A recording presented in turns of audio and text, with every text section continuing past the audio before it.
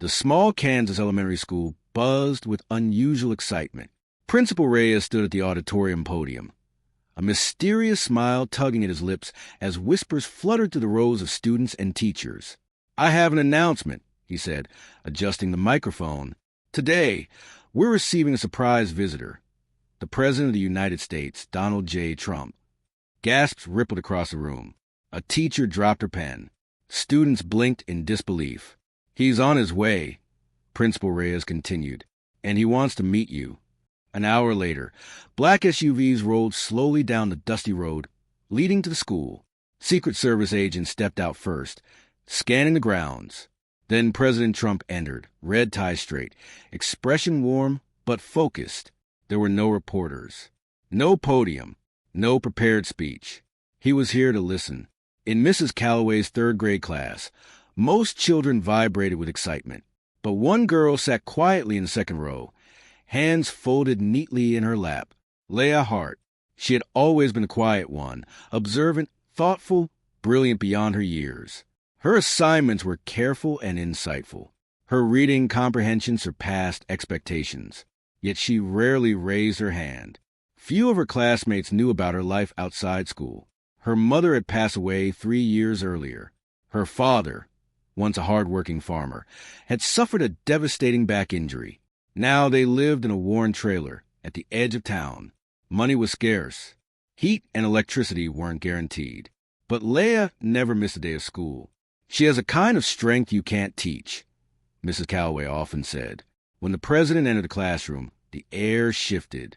He smiled at the children and asked about their dreams. Doctor, astronaut, basketball player. Hands shot up like fireworks.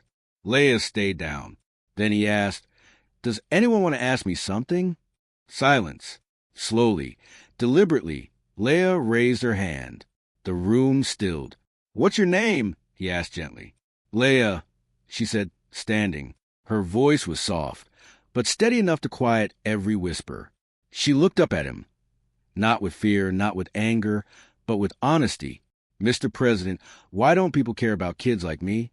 The words hung in the air like something fragile. The president's smile faded, not from offense, but from realization. "What do you mean?" he asked quietly. Leah gripped the microphone. "My daddy used to have a farm. Then he hurt his back. Now we live in a trailer. Sometimes we don't have power. I do my homework by candlelight." A teacher covered her mouth. A classmate blinked back tears. "I don't complain," Leah continued. "I just wonder, do people like you even know we exist?" No anger, just curiosity. The president crouched down until he was eye level with her. "I'm glad you told me," he said after a long pause. "You just reminded me of something very important." He reached into his coat pocket and pulled out a small gold coin, a presidential challenge coin, and placed it carefully in her hand. "I give these to soldiers and heroes," he said. "Today, I'm giving one to you, because telling the truth like that takes courage." The class erupted in applause, not loud and chaotic, but deep and heartfelt. Leah sat down quietly, the coin warm in her palm. After the visit ended and the motorcade idled outside, the president turned to Principal Reyes. "I'd like to meet her father." Minutes later, the SUVs turned off the paved road and followed a dirt trail through tall wheat fields. They stopped in front of an aging trailer patched with tin and wood. Leah's father, Hank Hart, stepped onto the porch, leaning on a crutch. His shirt was faded, his hands calloused from years of farm work. "You're the president," he said, stunned. "And you're the father of a remarkable young lady," the president replied, extending his hand. Inside the trailer, the air carried the scent of wood, old oil, and something faintly sweet from a candle burning on the kitchen table. The space was small but tidy. A stack of library books sat beside a worn couch. A school certificate was taped proudly to the wall. Hank spoke quietly about the farm he had lost, the injury that changed everything, and his determination not to let his daughter see him give up. The president listened, truly listened. Outside, the sun dipped low over the Kansas fields, casting everything in gold. That day did not magically solve every problem. It did not erase hardship or repair the past. But something important shifted. A classroom had learned empathy. A community had noticed one of its own. A father felt seen. And a little girl who rarely spoke had discovered the power of her voice. That night, back in her room, Leah opened her notebook and wrote one simple sentence. I think the world heard me today.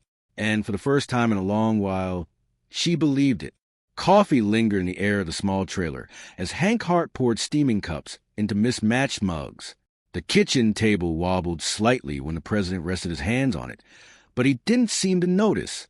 Wish I had something better to offer, Hank said apologetically. The stove's been acting up. This is perfect, President Trump replied. I didn't come for fancy. I came for real. Leah sat between them, barely believing what she was seeing. The most powerful man in the country, seated at their tiny table, listening. You used to farm? The president asked.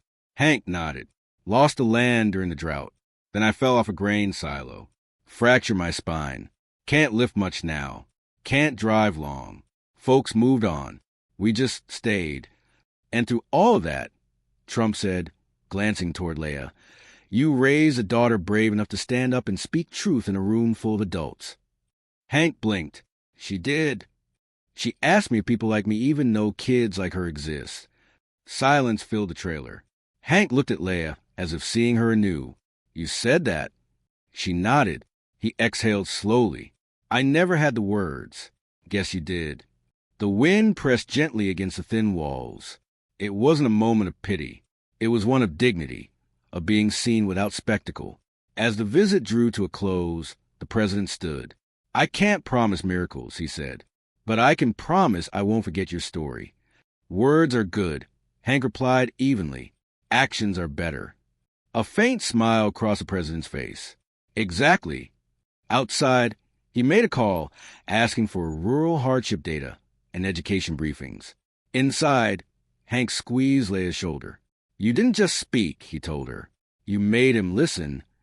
That evening, Mrs. Calloway sat alone in her classroom long after dismissal.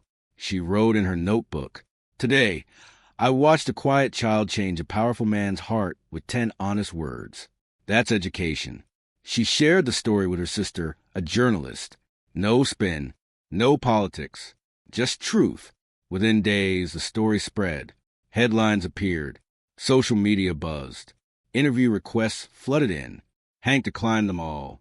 No cameras in my kitchen, he said firmly. But he agreed to one school assembly so Leah could speak to her classmates. Standing at the front of the auditorium, she kept it simple. I didn't ask that question to be famous. I just wanted to know if someone big ever thinks about someone small.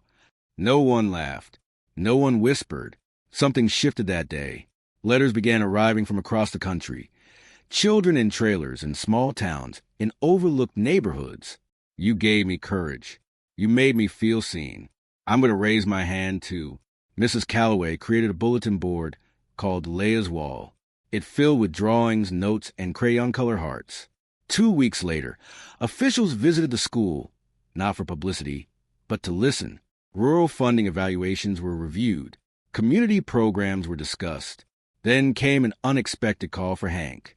A local nonprofit offered volunteers, tools, and leased land. If you're ready to farm again, they said, we'll help lift what you can't. That summer, wheat grew behind the trailer once more. Neighbors showed up. Old tractors sputtered back to life. Leah planted seeds beside her father, dirt under her fingernails, hope in her chest. The president sent a short message. Let those fields remind us of second chances and brave daughters. By fall, the school introduced a new tradition, Voices That Matter Day. Every student could stand and share something important to them. No grades, no judgment. Stories poured out about fears, dreams, struggles at home, hopes for the future. When Leah stepped forward, she didn't need a microphone. The moment we believe our voices matter, she said, we stop being invisible. Applause thundered through the auditorium.